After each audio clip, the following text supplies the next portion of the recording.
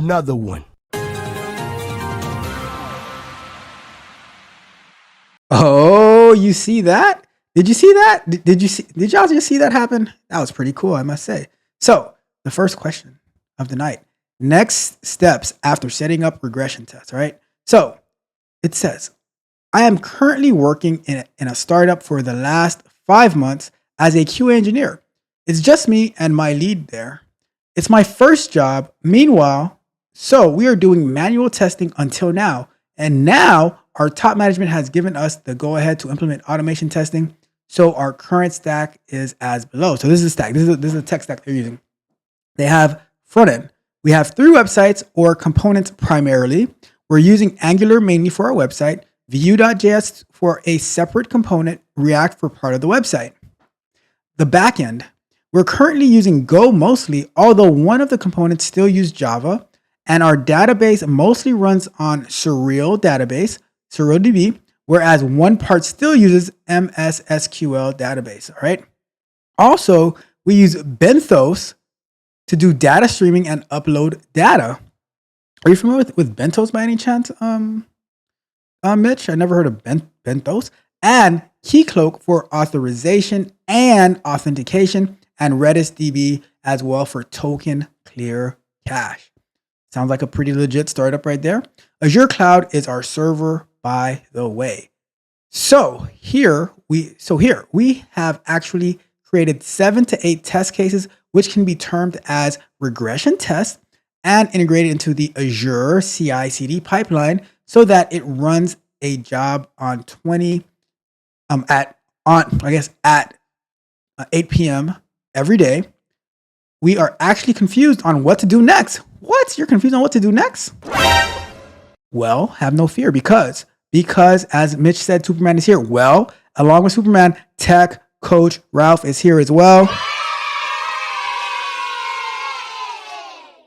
All right. So my lead chose Robot Framework actually with Python as it's simpler to write and mostly uses keywords. Any advice on what to do next? You can ignore if this is totally irrelevant. Well, my friend, your questions are never, ever irrelevant. All right. So let's start the clock. Boom. Look at that. We have the clock up and I'm getting there. I am going to master this software. Okay. So to answer your question, what do you do next after you have created your regression test? Well, I'm pretty sure that you are going to continue develop features and components and stuff to the application. And you're going to continue adding more and more tests as you do that.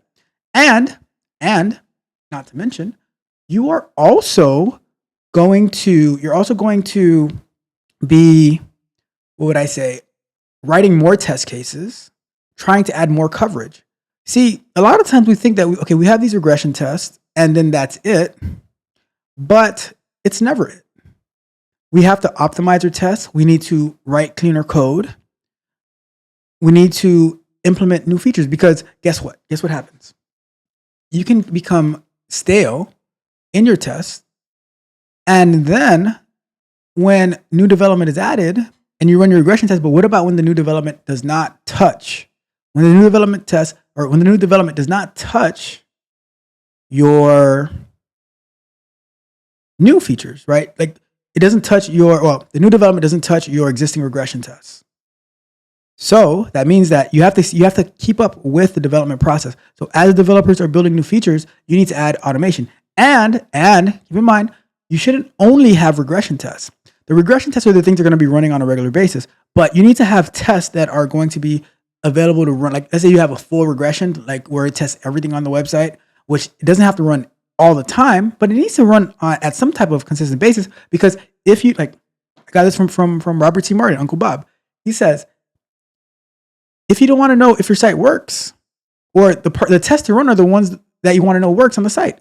So if you have like 100 different scenarios, but you only run like 7 of them, then you can only be sure of 7% of the site working. Well, maybe a little bit more depending on the pathways that it touches, right? But you need to build out your test. You need to have, like, for example, does your application have APIs? Are you building out API regression tests? So along with your UI test, what about your API test? Because I'll tell you this, you know, we're talking about APIs the past few weeks. You should have way more API tests, business logic tests than you have front-end tests, because the front end is always going to be flaky. And there is nothing worse than a flaky test. Well, maybe there are some things that are worse, but you know what I mean. Flaky tests annoy the hell out of us, and we want to ban flaky tests. So there's always something to work on in QA. You're going to be working on the new development. You're going to be building out. What does your infrastructure? So you said it runs on the CI/CD, right? But if you're using, I mean, I guess, is it using I mean, in AWS they would call it an EC2 instance, but whatever is the equivalent to Azure for an EC2 instance, is it running on that? Is it using I mean, it sounds like it's using a browser. If you have a Angular front end, can you look into possibly, well, like you said, you're on Azure, but I was going to say, instead of running it on an actual machine, look into the Device Cloud. You have to research. You have to always be expanding. What about how does your reporting look? How does reporting look? Right? Those are the things that I'm thinking about. Those are the things that I'm looking into, like new scenarios. As you're building, you want to automate in parallel. And just because you're automating in parallel, it doesn't mean that everything has to go into regression. But being able to run a suite like once a week, where it's going to be catching stuff in case things change, being able to target test. So one of the ways that we automate at my company is we use Behave, which you can use whatever you want, but Behave is the Python equivalent to Cucumber in Java. We're using BDD and stuff like that, where we use Behave and we are able to say, all right, I want to target these tags to run these particular tests and exclude these tests, or run these tests and things like that. Looking for innovation. You have to be innovative. Well, shout out to you. I didn't even see who it was, but I appreciate you for subscribing to the channel. You are absolutely amazing. All right, but like I was saying, you need to be innovative. Like, a lot of times, it's a thing with QA, right? They have this mindset that we're just going to sit around and wait. And I say, no, you never sit around and wait. You stand up. You stand up and you go out there and do. You go out there and do, and you go out there and win, and you go out there and impress. You go out there and impress, all right? So that's what I would say to you. QA and automation is so much more than regression tests. It's about verifying on a regular basis that the application is performing as it should, all right? So that being said, hopefully that answers your question. You reached out to me on Discord, so if you need a follow-up, let me know, and I promise you I will get back to you, all right? So with that being said, that is that question.